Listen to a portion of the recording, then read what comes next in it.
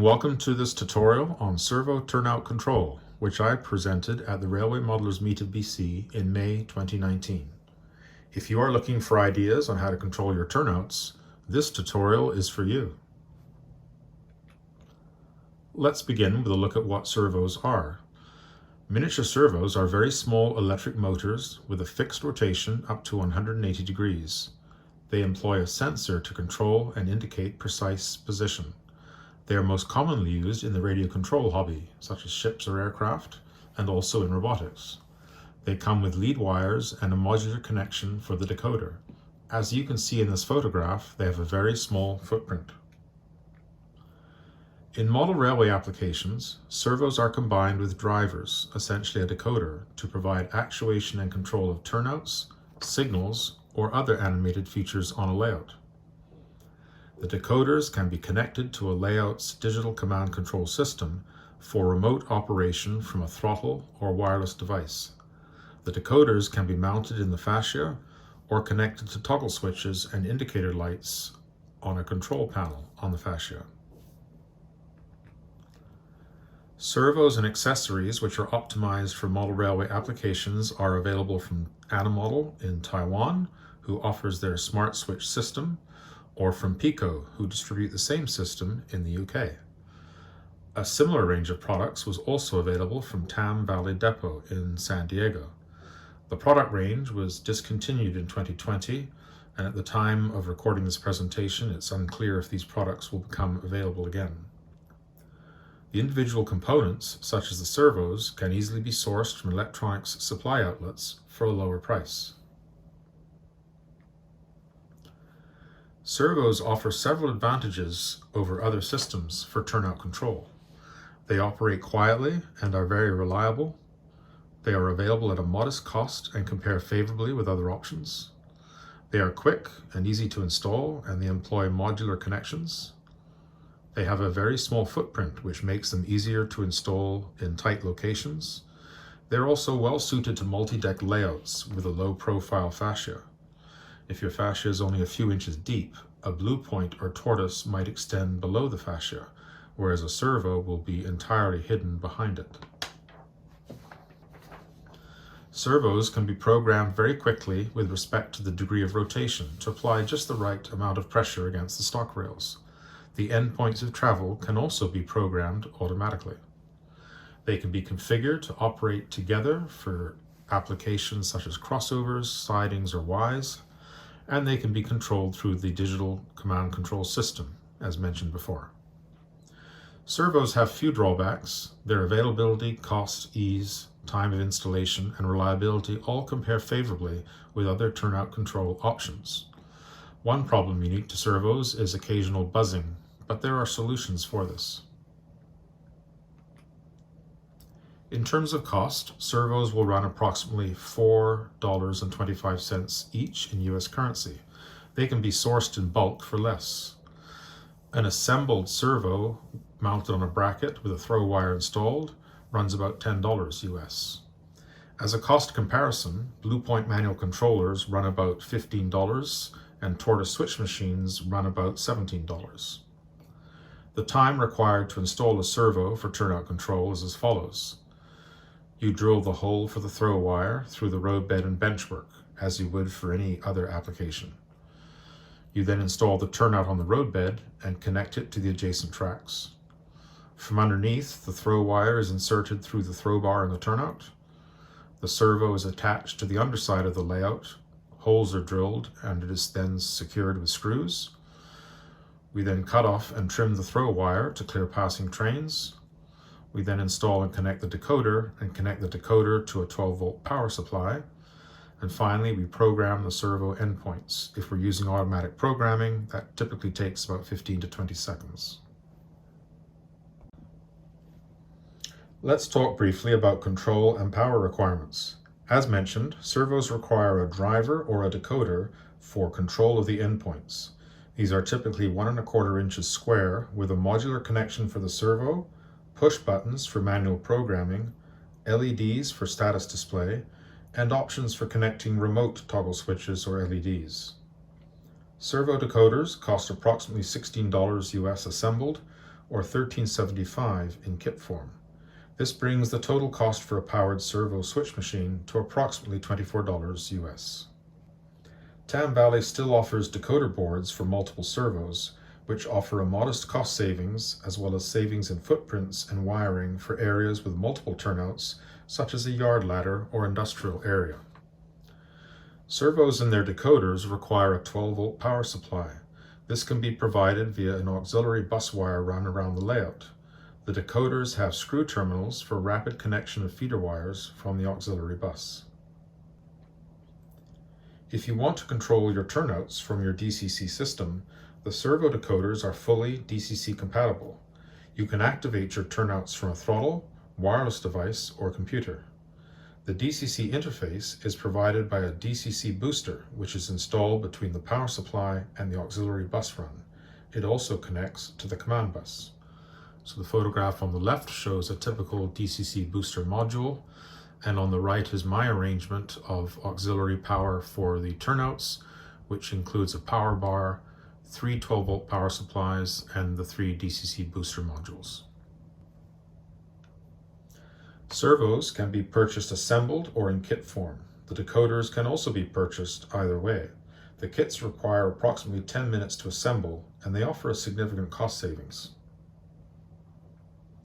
The roadbed and turnout must be prepared with the usual hole through the roadbed beneath the throw bar and a hole in the throw bar for the wire to pass through. Servos require a 1/4-inch clearance hole beneath the turnout and a clearance hole through the throw bar for a 0.032-inch diameter wire.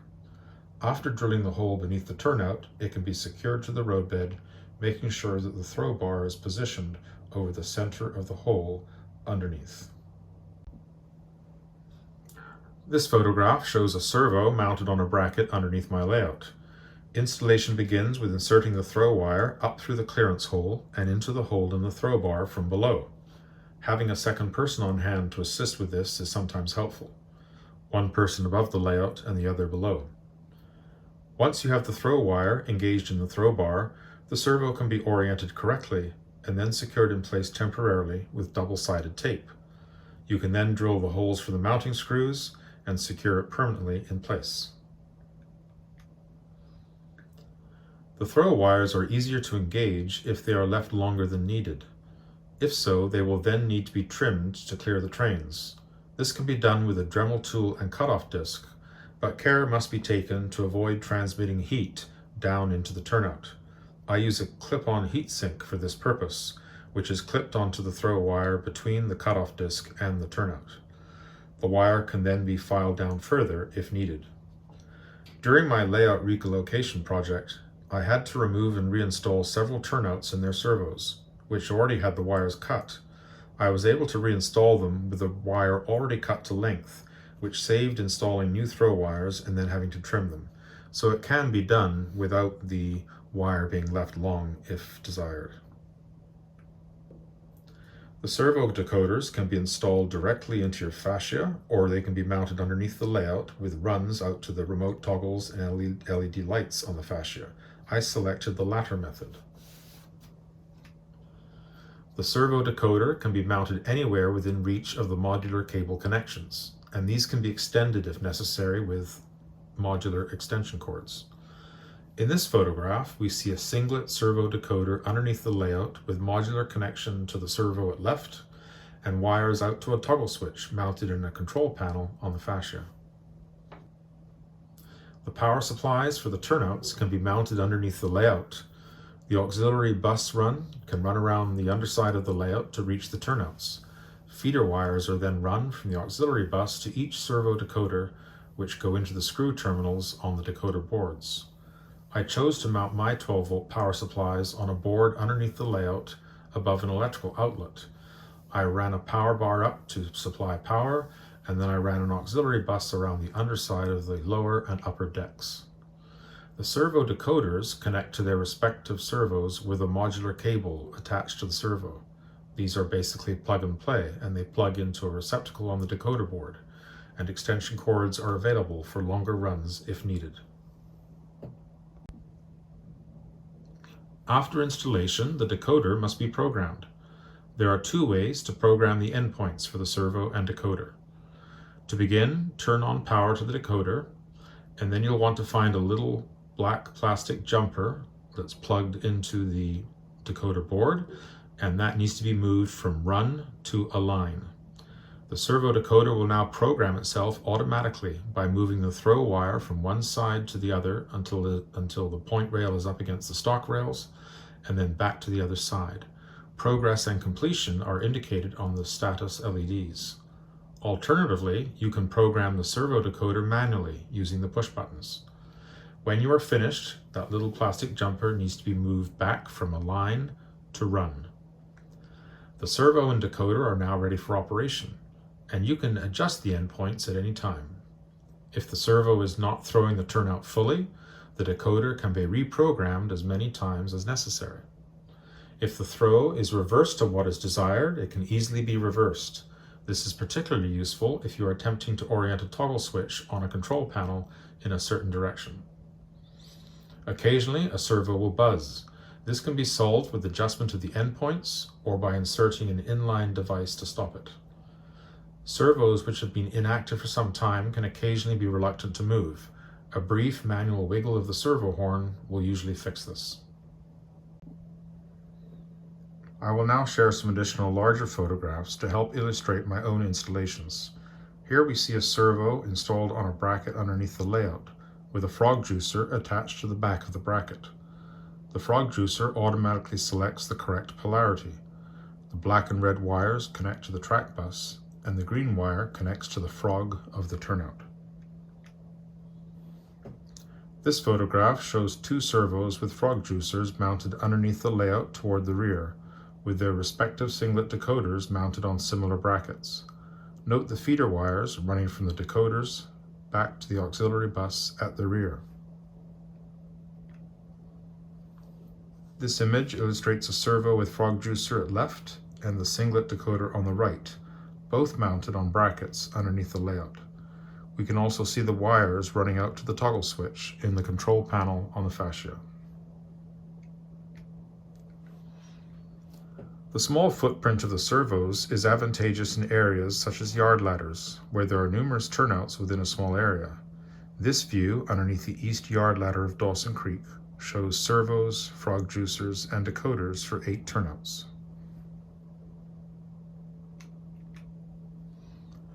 Another set of servos, frog juicers, and decoders for the south yard ladder underneath Chetwynd Yard on my layout. And this photograph of servos, frog juicers, and decoders underneath the upper deck was taken from an aspect below normal viewing angle to illustrate the low profile of the installations. So here we are underneath the layout, and here is a typical servo installation.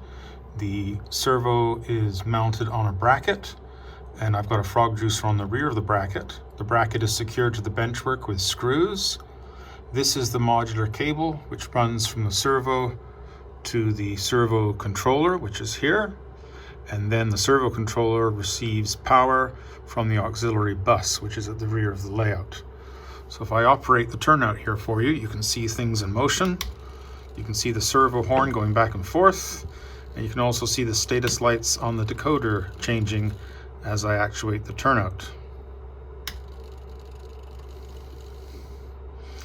If we come out to the front of the layout, you can see the wires running to the toggle switch on the control panel, which is here. And then if we come up to the top of the layout, we can see the turnout actuated there.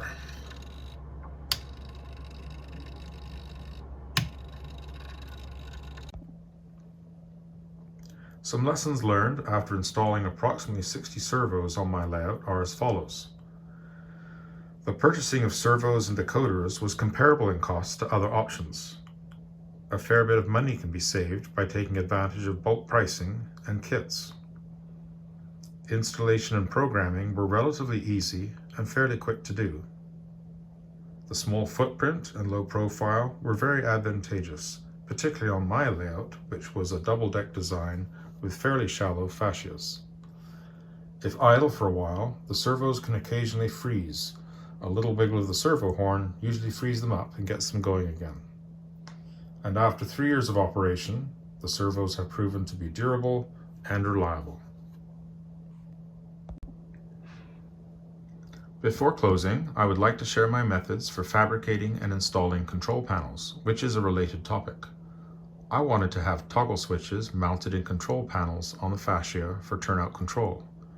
I opted not to have LED status lights in the control panels, but this could easily be done if desired.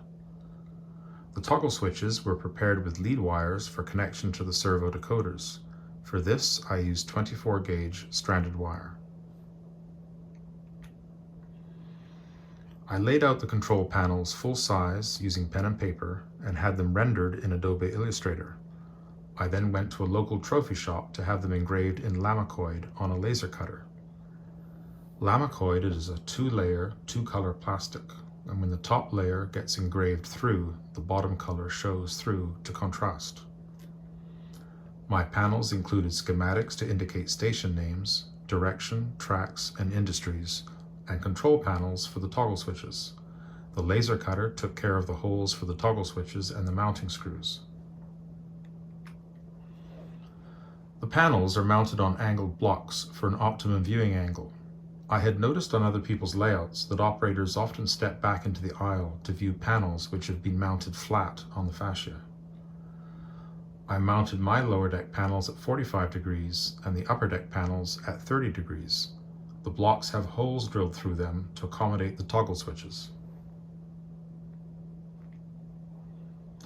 After mounting the angled blocks to the fascia, the holes for the toggle lead wires must be drilled through the fascia. The toggle switches are then mounted into the Lamacoid panels, and the lead wires are fed through the holes. The panels with the toggle switches installed are then secured to the angled mounts, and the lead wires are run underneath the layout to connect to the servo decoders. I attached male header pins to the lead wires and female sockets to the decoder boards. This allows for easy connection and disconnection of the toggle leads if necessary. If the toggle switch is operating in the wrong direction, it can easily be released and oriented correctly. At this point, the toggle switch should operate the turnout remotely from the fascia. If desired, the same process can be used for remote status LEDs on the panels. This photograph shows lower deck control panels for the west switch at Sundance and the south switch at Septimus on my layout.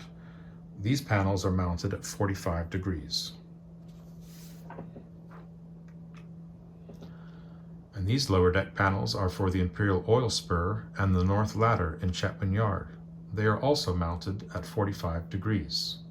The miniature toggles allow for smaller control panels if desired, as they can be mounted closer together. This photograph shows upper deck control and schematic panels for Dawson Creek. These are mounted at 30 degrees. This photograph of Chetwynd Yard and Dawson Creek is taken from the normal viewing angle. The servos and decoders underneath the upper deck are concealed behind only 2 inches of fascia. I received assistance from a number of individuals during my servo turnout control project, and their names are listed here. In particular, I wish to thank Duncan McCree of Tam Valley Depot, who provided much technical advice and support during my consideration and implementation of servo turnout control. I hope that you have enjoyed this tutorial on servo turnout control and that it might assist you in determining which method of turnout control you wish to use on your layout. If it has, I invite you to like and subscribe to this channel. I hope to upload additional tutorials on model railway topics in the near future. Thank you for watching and see you again soon.